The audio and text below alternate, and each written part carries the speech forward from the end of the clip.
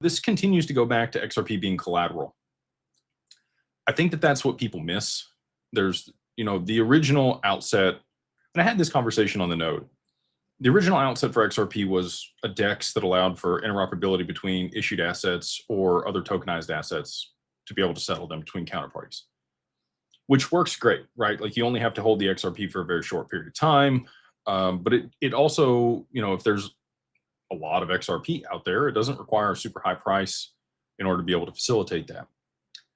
Now, I was in a space yesterday with Versan, shout out to him, and he actually made a really good point.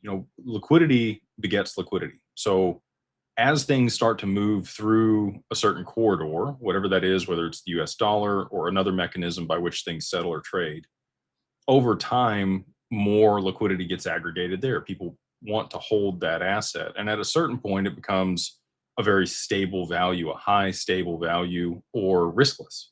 And then there's additional incentive for people to hold that asset, and it becomes collateral. And that's where I think XRP is headed. You're already starting, you saw the interoperability between the XRPL and Solana. You're able to wrap XRP on Solana, you're able to wrap it on Flare. The institutions, I believe, will want to hold it on their balance sheet to be able to utilize it for derivatives and other purposes. And I think the majority of the XRP is going to be locked up. I don't think that there's going to be much available on the open market to be able to settle transactions at scale globally as we see things play out. And so based on a lot of conversations I've had, I will say that Ripple and other counterparties are all for locking up as much XRP as possible.